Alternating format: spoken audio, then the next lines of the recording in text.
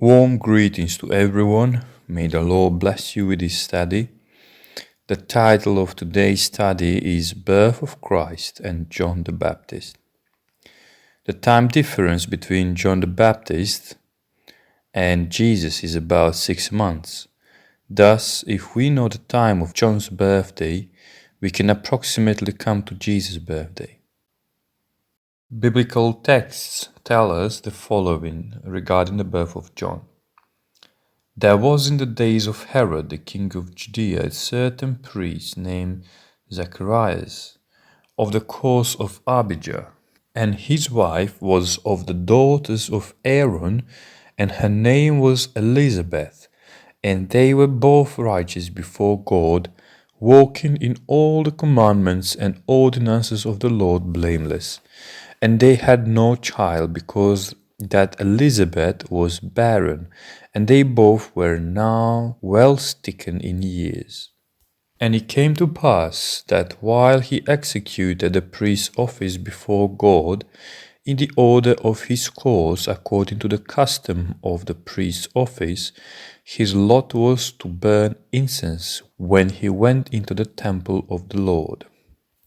And the whole multitude of the people were praying without at the time of incense.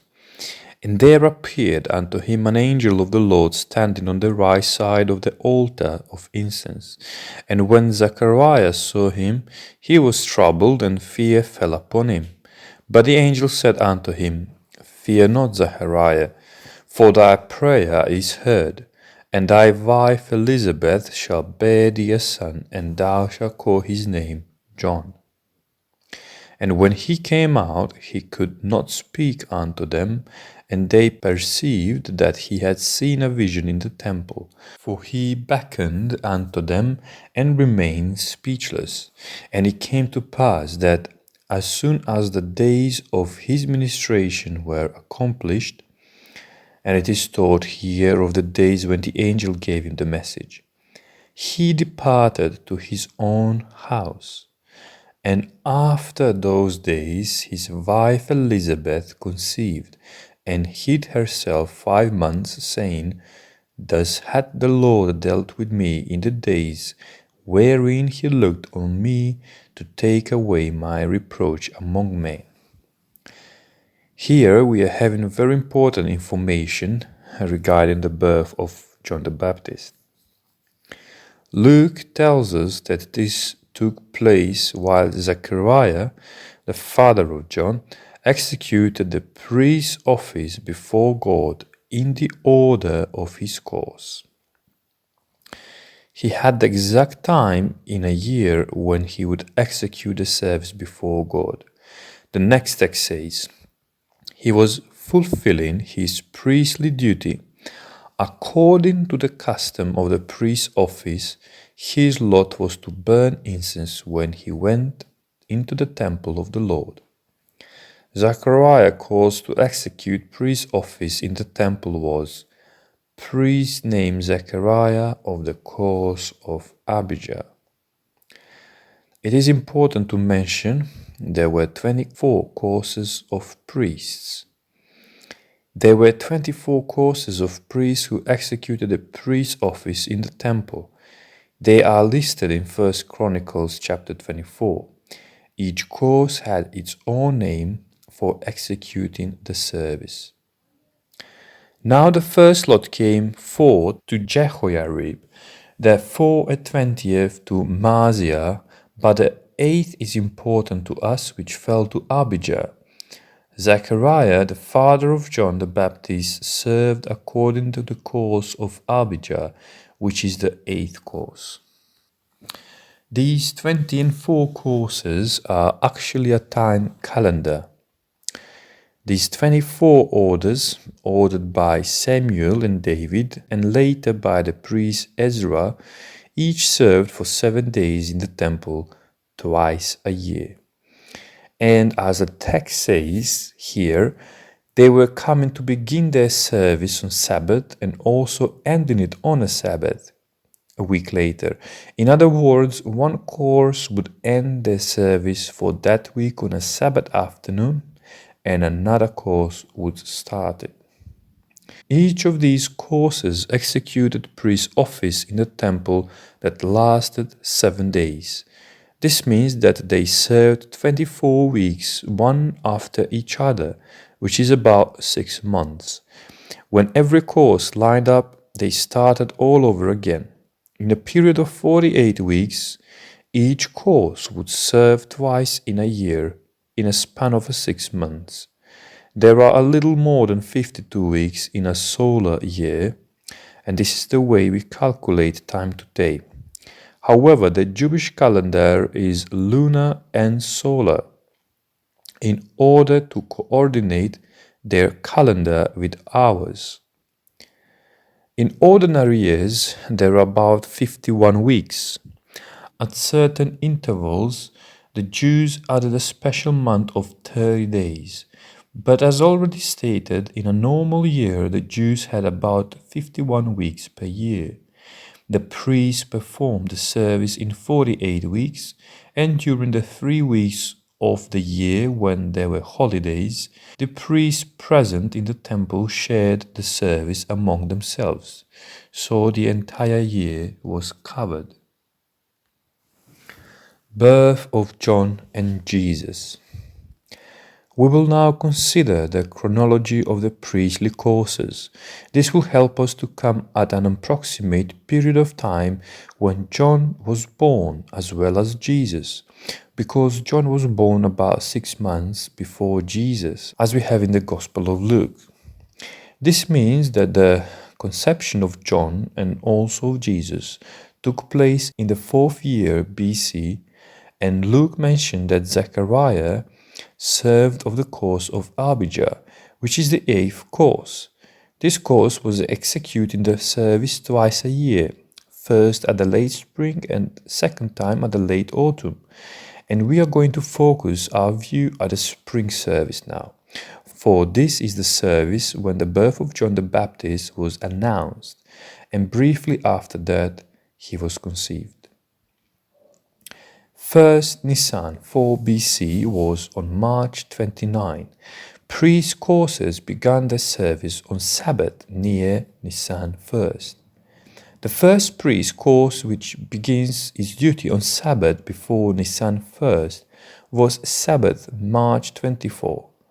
This indicates that the week of service for the first course was from noon on Sabbath March 24 until noon Sabbath March 31st. The second course would then start March 31st until April 7th. The third course should start on April 7th but was interrupted because in the week of unleavened bread all priests served together. The third course served from April 14 until 21st. The fourth course was from April 21st until 28th. The fifth course was from April 28 until May 5th. The sixth course was from May 5th until 12th. The seventh course was from May 12th until 19th. And the eighth course of Abijah, the one important to us, was from May 19 until 26. The eighth course of Abijah. The time to serve for the eighth course of Abijah would be from May 19th until 26th. That was during the spring service when angel came to tell Zechariah that his wife will bear a child, so we have an announced chronological period of time for the conception of John the Baptist. The conception should take place shortly after it was announced. After the priest's office was executed, Zechariah went his home. And thus between May 26 and June 1st, Elizabeth should have conceived. The length of human pregnancy takes about 280 days, or 9 months and 10 days, or 40 weeks. This indicated that the birth of John the Baptist could happen near March 10, 3 BC. The birth of Christ. Let us examine the birth of Christ now. From what we have noted about the approximate time of John's birth and bearing in mind the difference of 6 months between the birth of John and Jesus, as in Luke, it is easy to calculate the approximate time of the birth of Jesus Christ. We need to add a difference of 6 months to the birth of John to arrive at the birth of Christ. John the Baptist was probably born around March 10, 3 BC. Jesus' birth would be 6 months later, in September 3 BC. Luke said that Jesus was born at the time when his parents went to Bethlehem for the census in response to Caesar's command that all the Jews be counted. The best time of the year to begin the census, as it was practiced among the Jews at the time, is from August to October. September, as the time of Jesus' birth, fits very well into this period. There are other reasons as well. Late summer or early autumn is a perfect fit for the date of Jesus' birth for the following reason. Luke said that shepherds were watching their flocks at night at the time of his birth. This prevents the birth from being in the winter or early winter on December 25th, as it would be too cold for the shepherds and herds to be outdoors at that time. And she, thought of Mary here, brought forth her firstborn son, and wrapped him in swaddling clothes, and laid him in a manger, because there was no room for them in the inn. This census took place at the end of summer in the second half of the year 3 BC. It was an important annual feast for the Jews, the Day of Trumpets, but none of the 3 annual feasts that require all Jews to be in Jerusalem. Historical evidence supports the birth of Jesus in the year 3 BC. If we use the astronomical indications from the book of Revelation, his birth would not have occurred until after sunset on the Feast of the Trumpets, the Jewish civil New Year, which falls on Tishri the 1st. We are going to show it now from the scriptures. There is no better day in the Jewish feast calendar for the introduction of the Messiah into the world from a Jewish point of view. The Messiah was born on Jewish New Year's Day. That's when a new era began and the old one ended. No doubt this is what the Apostle John clearly intended to show as a sign in Revelation 12. This perfectly fits into Luke's description of the birth of Jesus in Bethlehem. And there were in the same country shepherds abiding in the field, keeping watch over their flock by night. And the angel said, For unto you is born this day, and this day which began at dusk, because at the Jews a day begins and ends with sunset. First a day begins with the night, then day goes along, and at sunset that day ends. Since it was night, and thus a new day which just began, Tishri the 1st, new moon also, or New Year's Day, when the shepherds kept the watch, an angel appeared and told them, This day the Savior was born. Jesus was born in the early evening hours, and Revelation 12 shows the day of the new month, Tishri the 1st, which is Jewish New Year. We read now Revelation 12, verse 1. And there appeared a great wonder in heaven, a woman clothed with the sun and the moon under her feet, and upon her head a crown of 12 stars.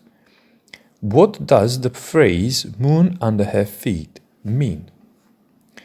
We are going to read 2 biblical texts which are going to answer this. And the God of peace shall bruise Satan under your feet shortly, which means the end of a time or end of Satan.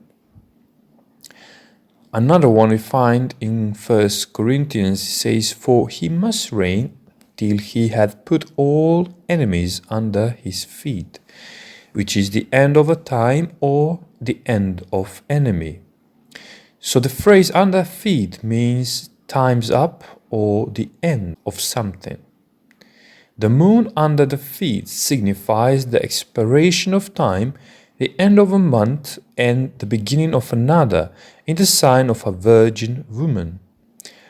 But it is also the end of one lunar year, which is calculated by the moon, and the beginning of another lunar year, which also begins in the sign of a virgin woman. Also, the phrase moon under the feet means the end of a calendar year, as well as the end of a time of the end of the Old Testament era and the beginning of the New Testament era with the birth of the Savior, Jesus Christ, the Son of Righteousness. If the Jews understood that the book of Revelation of New Testament places the birth of Jesus in the day of trumpet, they could see how important Jesus is to Jewish thought as well as to the whole world. The New Testament states that he is the Messiah. Apostle John's testimony states that the Jewish New Year is also the birthday of Jesus. This information explains why the apostles, as well as many first century Jews and Gentiles, so quickly began to accept Jesus as the Messiah. And we are going to end this study here. Warm greetings to everyone until our next fellowship. God bless you.